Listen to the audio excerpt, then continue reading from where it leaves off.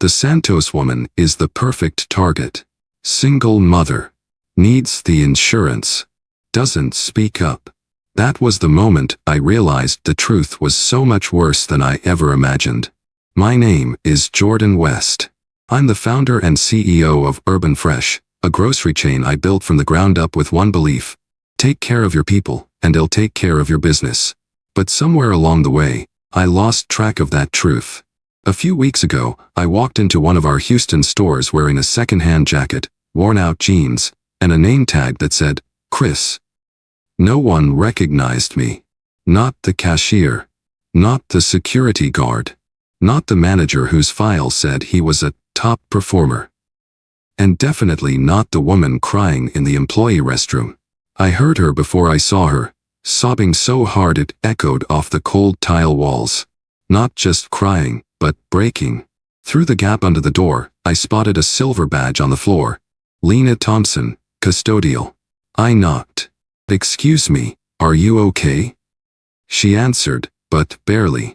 I'm fine. Just give me a minute. But she wasn't fine.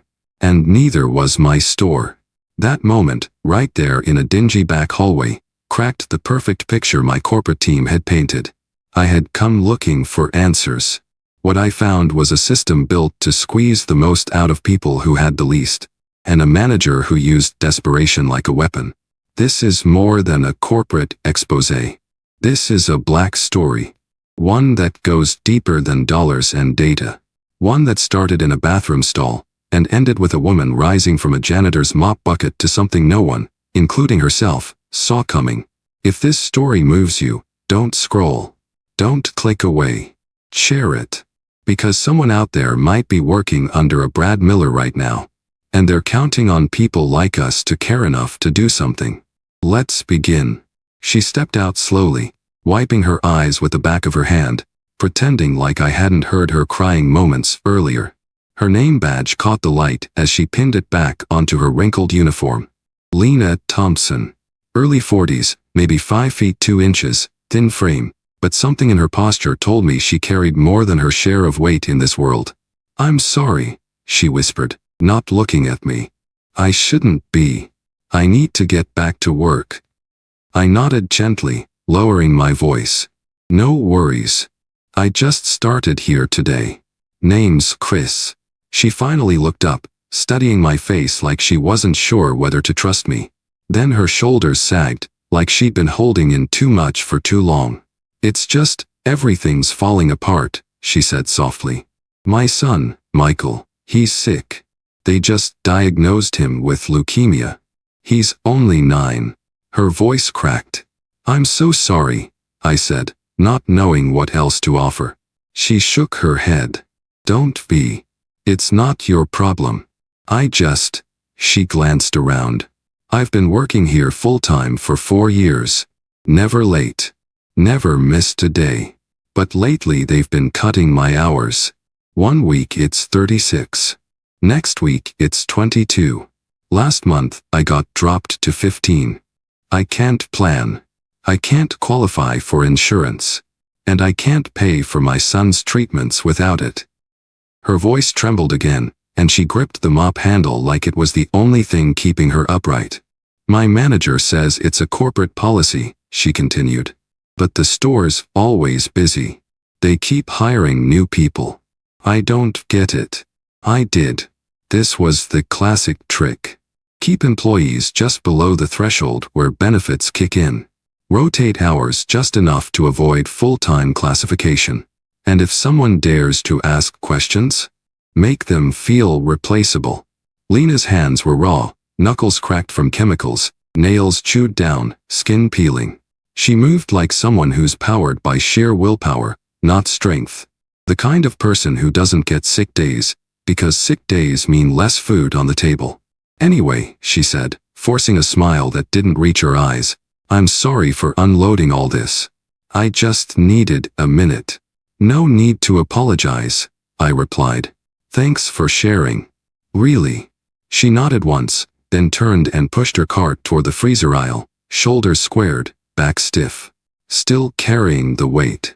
Still holding everything together. And she had no idea that the stranger she'd just opened up to was the one man who could finally tip the scales in her favor. I followed her silently, already feeling the first spark of a storm beginning to build inside me. Later that night, I found myself standing in front of the employee bulletin board, the so-called schedule center, tucked beside the break room. The longer I stared at it, the angrier I got. It wasn't just a mess. It was a war zone. Colored markers had carved through the weekly schedules like battle scars. Names were scratched out, shifts scribbled in at odd hours, arrows pointing here and there like some kind of cruel puzzle. Nothing was consistent. Nothing was fair. Lena's name stood out immediately. One week, she was scheduled for 5 days. The next, barely 2. One day, a full 8-hour shift. 2 days later, just 3 hours, followed by 4 days off without explanation. No wonder she couldn't qualify for insurance. This wasn't bad scheduling. This was intentional destabilization. I counted 3 other employees with similar patterns: Tommy in produce, Sarah in checkout, even Marco from stock.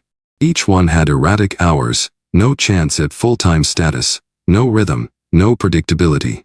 Just enough work to survive, never enough to build a life. It was a system designed to keep people desperate. Behind me, a voice spoke quietly. "They say it's corporate policy," Tommy said, arms crossed, eyes on the board. "But that's a lie. I've worked at 2 other Urban Fresh locations before this one. Scheduling was normal.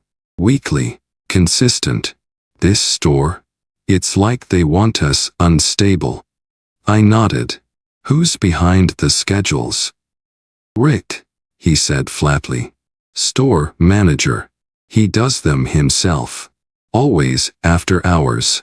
No transparency. If you ask for a change or question your hours, he says you're replaceable." That lined up with Lena's story. Tommy pointed to a handwritten note taped onto the board. "Shift changes must be approved by Rick Dawson, no exceptions." There it was. The gatekeeper. He controlled who got paid, who got sick time, who could afford groceries this week and who couldn't. I took out my phone and quietly snapped a photo of the board. Not because it was illegal, but because it was the first breadcrumb in a trail I knew I had to follow. This wasn't poor management. This was calculated. And somewhere in this chaos of red ink and broken hours, I knew I'd find the truth. But to get there, I'd have to step deeper into Rick Dawson's world and see just how far down the rot really went. The first time I saw Rick Dawson in action, I understood exactly why everyone in that store walked on eggshells. It was around 10:30 the next morning. Lena and I were restocking the freezer aisle. I was breaking down cardboard boxes while she wiped down the steel shelves, moving with quiet efficiency. The store was starting to fill with early lunch traffic. People pushing carts. Music humming softly overhead. Then Rick showed up, and everything in the air changed. He didn't say a word at first. Just strutted down the aisle in polished loafers and a designer belt that probably cost more than Lena's weekly paycheck. He wore authority like a costume, buttoned up, smug, and too tight around the edges. His eyes locked on Lena. "Sawyer," he barked, deliberately using the wrong name. Lena froze. "Excuse me?" she asked, confused. "I said," he repeated, louder this time. "What exactly have you been doing for the last hour? This section looks like garbage." I looked around. The shelves were spotless. The floor was clean enough to eat off. She had been working non-stop. But Rick didn't care. He leaned in slightly, just enough to be intimidating. "I've got customers walking down here slipping on condensation," he snapped. "Do I need to remind you what happens when complaints reach corporate?" Lena's jaw tightened. "I've been following protocol. We're not allowed to use floor dryers during high foot traffic. Safety policy." That was true. I'd read the handbook myself. Rick smirked. "Cute. Quoting policy now. You know what your real job is, Lena? Doing what I say. Not what's written in some outdated PDF." He turned to me. "And you, new guy, You've got 5 minutes to finish here and get to aisle 4. I'm not running a daycare. I nodded, played the role. But inside, I was boiling. This wasn't leadership. This was performance, authority propped up by fear, not respect. Rick wasn't protecting the company. He was protecting his ego. And every second he kept talking, I saw more clearly how he stayed under corporate's radar. He didn't yell. He didn't curse. But every word was sharpened to cut dignity down to size. He didn't manage people. He manipulated them. As he strutted away, I looked at Lena. You okay? She gave a small nod, eyes forward, lips pressed tight. Then she whispered, This is every day. Welcome to Urban Fresh. That was my first real glimpse behind the curtain. The power Rick held wasn't real, it was borrowed. And I was going to take it back.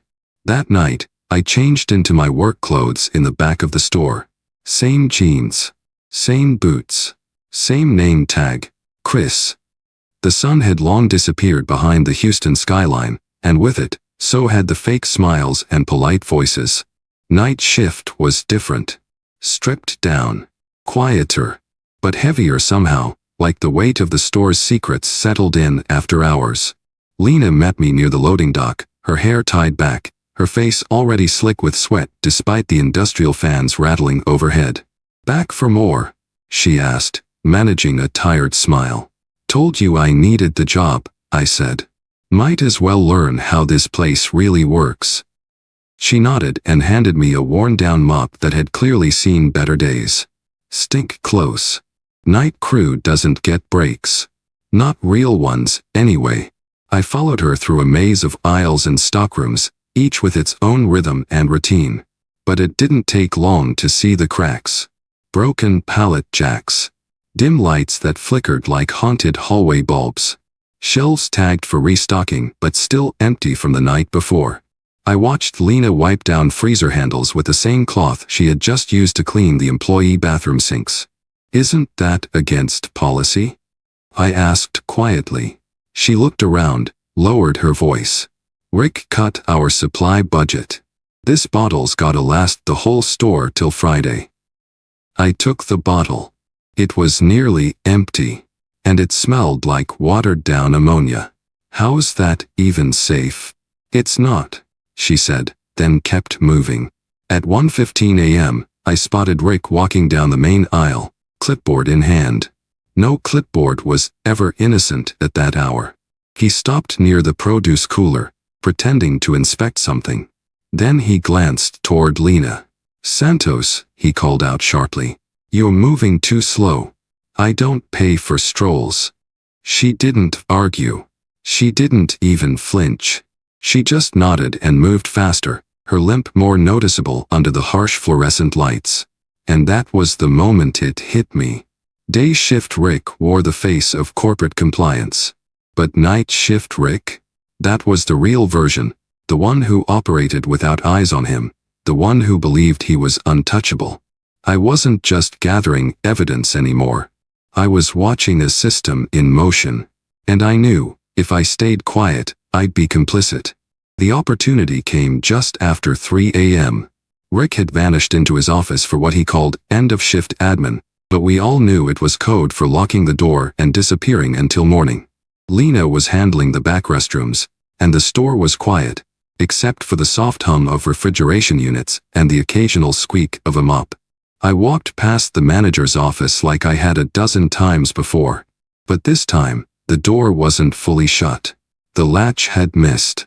I paused. Listened. No sound inside. My heart thudded in my chest as I glanced around. No one in sight. I pushed the door just enough to peek inside. Rick's desk was cluttered, but his computer screen was still lit. I stepped in, careful not to make a sound, and moved toward the monitor. He hadn't logged out. A payroll program was open, and on it, a list of employee names and hours. I recognized most of them, Lena, Tommy, Sarah. But one name stood out in bold. C. Dawson. Clocked in for 38 hours this week.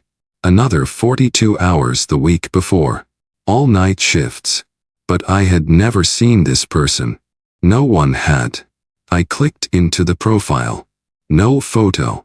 No tax information. Just a generic ID number, with the same home address as Rick Dawson. That was all I needed to see. I pulled out my phone and recorded everything, scrolling through the weeks, the payroll logs, the payout records. See, Dawson had been paid over $11,000 in the last 4 months alone.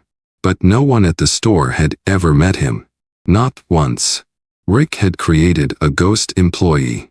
He'd been logging fake hours under a made-up name, his own nephew, most likely, and siphoning money from the store's payroll straight into his pocket. Wage theft. Fraud. Embezzlement. A trifecta of federal crimes. All right here on his office desktop. But it wasn't just the theft that hit me, it was the timing. Every hour he funneled to this ghost account was an hour cut from people like Lena. From single mothers. From the sick. From the people who actually worked. I took a deep breath, backed out of the office, and closed the door behind me. The evidence was clear. The next move had to be louder. The next afternoon, the store was alive with customers, carts rolling down every aisle, the smell of rotisserie chicken drifting from the deli. But I wasn't here to shop. I had come for something else. Truth, delivered loud and clear. Inventory training had been scheduled for 2 p.m. Rick had made it mandatory. About 18 employees stood near the customer service desk. Lena, Tommy, Sarah, a few new hires I hadn't met yet. Some looked tired. Others just looked resigned. All of them stood in silence as Rick strutted in holding a thick clipboard like it was a weapon. He cleared his throat. Loud. Performative. All right, everyone, let's keep this quick. From now on, if merchandise goes missing or numbers don't line up, we're deducting it from the responsible employee's paycheck. Got it? Hands dropped. Eyes darted around. Sarah, visibly pregnant, looked like she was about to cry. Rick's gaze found Lena. And maybe if some people spent less time whispering in break rooms and more time scrubbing tile, we wouldn't be here. That was it. I stepped forward from the back of the group. Actually, Rick, I said, pulling my phone from my back pocket, I think the problem isn't Lena's cleaning. I think it's your theft. He turned, confused. Excuse me. I tapped the screen. And Rick's own voice filled the store. The Santos woman is the perfect target. Single mother. Needs the insurance. Doesn't speak up. Gasps. Employees turned. Every head swiveled toward the source. Rick's face drained of color. That's illegal, he started. I've got more, I said calmly. Like you admitting to faking payroll records, creating a ghost employee named C. Dawson, and stealing over 11 grand in company funds. The crowd stiffened. You're bluffing. I tapped again. Corporate thinks I'm some kind of efficiency genius. Kids never stepped foot in the store. I just pocket the difference. That did it. Lena covered her mouth. Tommy clenched his fists. Sarah whispered, "Oh my God." Rick looked around, desperate. You can't record me. That's not legal. It is, I said. Texas is a one-party consent state. But wage theft and fraud? That's not legal. And I've got it all, on record, on video, on file. Rick took a step back. Then, another. But he had nowhere left to go. The silence after the audio stopped was heavier than anything I'd felt since stepping into that store. Rick stood frozen, his mouth slightly open, eyes darting between employees who had once flinched at his voice. Not anymore. Not after hearing what he really thought of them. I reached into my back pocket, pulled out my wallet, and slowly removed a gold-plated badge. Urban Fresh Executive ID. Name: Jordan West. Title: Founder and Chief Executive Officer. I held it up for everyone to see. My name isn't Chris, I said clearly. I'm Jordan West. I own this company. And I came here to find out if the people working under our name were being treated right. Gasps turned into stunned silence. Lena blinked, like she couldn't process it. Tommy took a half step back, mouth open. Sarah clutched her stomach with both hands, eyes wide. Even the newer employees, people who had only worked here a week, looked like they just stepped into a different reality. Rick's face turned red. This is entrapment. You can't do this. I've got a contract. You had a contract, I said, my voice steady. You broke it the moment you started stealing from this company and abusing the people who make it run. I turned toward the entrance. 2 security officers stepped into the store, dressed in plain clothes but wearing visible Urban Fresh corporate security badges. Rick Dawson, I said, you're terminated effective immediately. You're under internal investigation for wage theft, benefit fraud, and payroll manipulation. These officers will escort you off the premises. Rick took a step forward, his voice raised. This is a setup. You think they'll believe them over me? He motioned to the employees. That was his mistake. They don't have to believe them, I said. They'll believe you. Because I have your voice. Your payroll logs. Your fake employee files. Your fingerprints on every fraudulent transaction. This isn't personal, Rick. This is federal. Rick opened his mouth to argue again, but the officers were already moving toward him. And just like that, the man who rolled this store with fear and silence was the one walking out in it. The moment the doors closed behind him, the store felt different. Lighter, safer, real. And I wasn't done. Not even close. I didn't leave the store that day. I stayed. Because firing Rick wasn't enough. The damage he caused went far beyond bad management. It seeped into people's trust, in the company, in leadership, in themselves. By 3 p.m., our corporate HR team had arrived. Not in suits, not with clipboards, but with laptops, tablets, and a mission. Rebecca Chen, our head of human resources, was first through the door. She'd worked with me for nearly a decade. She didn't wait for handshakes or small talk. We're auditing everything, she told the staff directly. Files, schedules, pay stubs, hours logged, benefits denied. Every single one. Her team set up a mobile response center right in the break room. They opened with one promise. We believe you. And we're here to make this right. One by one, employees came forward. Not just Lena and Tommy, but others, people who had never spoken up before. Stories spilled out. Hours shaved off paychecks. Sick days denied. Pregnant workers assigned to freight because they were less visible. We printed schedules and matched them with badge swipe records. We opened time cards, compared them against deposits. What Rick thought he had covered up, he hadn't. He just buried it in people too tired to keep fighting. Lena sat with Rebecca. Her file showed she'd been classified as part-time temporary for 46 months straight. But her hours? They told the truth. Lena had worked an average of 37 hours a week for almost 4 years. She should have had full health coverage 2 months after she started. Rebecca looked at her with calm conviction. As of today, you are officially a full-time, permanent employee of Urban Fresh. Your health coverage starts immediately, retroactive to your original eligibility date. Lena's lips trembled. So, my son will get the care he needs. Full coverage. We'll help with the paperwork. You're not alone in this. Lena broke down in quiet sobs. This time, not from hopelessness, but from relief. Around the room, checks were being calculated for unpaid overtime. Benefits were reinstated. Titles corrected. And somewhere in that flurry of justice, something even more important started to happen. People began to talk to each other. Not in whispers. Not in fear. But in voices that felt safe. The store hadn't just lost a toxic manager. It had gained something it hadn't seen in a long time. A reason to believe again. Later that evening, after the dust had started to settle and the audits were well underway, I asked Lena to meet me in the manager's office, Rick's old office.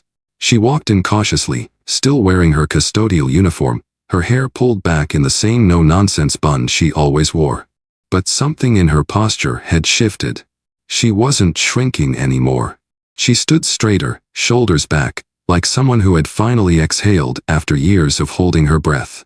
I gestured to the chair across from the desk. "Sit, Lena. Please." She sat down slowly, hands folded in her lap, eyes still unsure. "I wanted to talk to you," I began, "because I think it's time this store had a leader who actually understands what it means to care." She blinked. "You're bringing in a new manager?" "No," I said. "I'm offering it to you." Silence. Her eyebrows lifted, lips parting slightly in disbelief. "Me?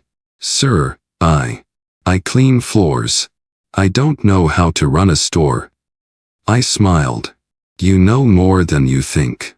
You know what it's like to be underpaid, to be overlooked, to keep a place running with not enough help, not enough time, and definitely not enough respect. That makes you more qualified than most." She shook her head slowly, still trying to absorb the words. "I didn't finish school. I don't have a degree. I'll give you all the training you need," I said. "We'll enroll you in a management program. You'll shadow regional leaders. We'll work with you step by step. What I need is someone with heart, with grit, with perspective." Her eyes glistened.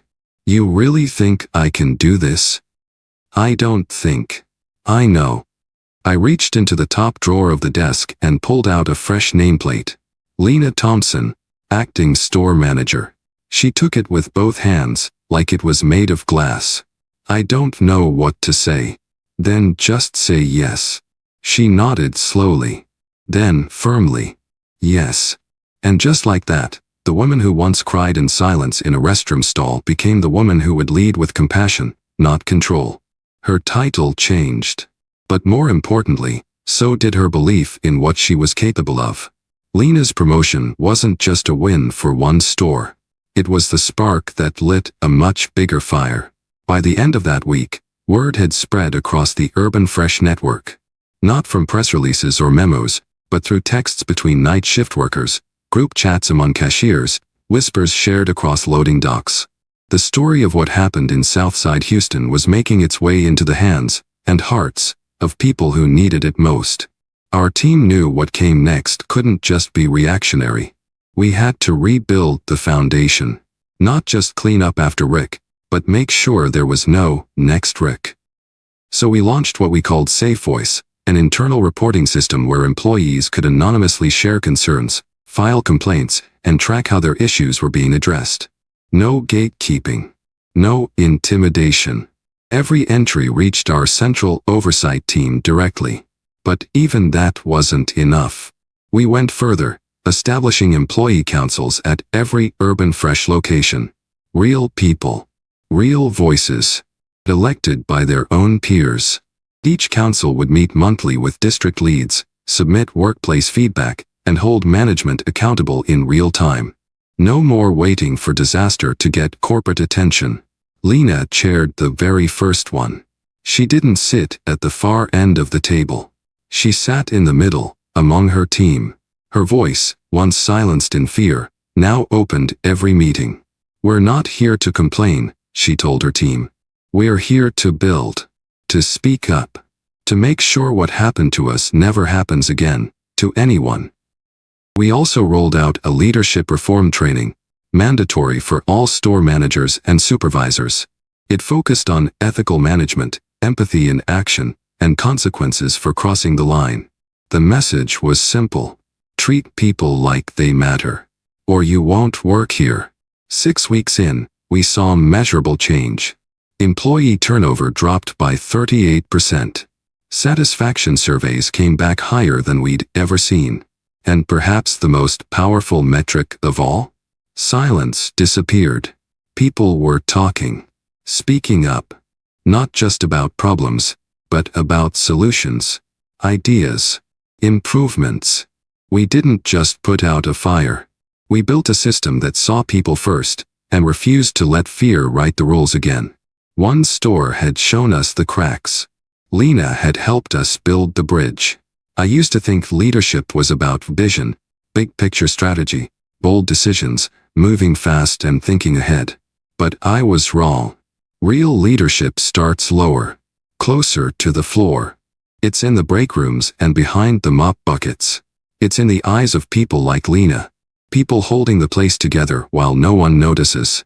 What happened in that Houston store wasn't just a failure of policy. It was a failure of presence, of listening. We had all the right handbooks, all the right systems, but we were listening to numbers, not to people. That day I stood outside the bathroom door and asked a crying woman, "Are you okay?" That was the moment everything changed. Not because I was a CEO, but because I chose to care, to hear her, and to keep listening. That's where change begins. It's not just policies or protocols that fix broken systems. It's people who pay attention, who don't walk past the quiet suffering, who ask the question and stay long enough to hear the answer. Lena didn't need a savior.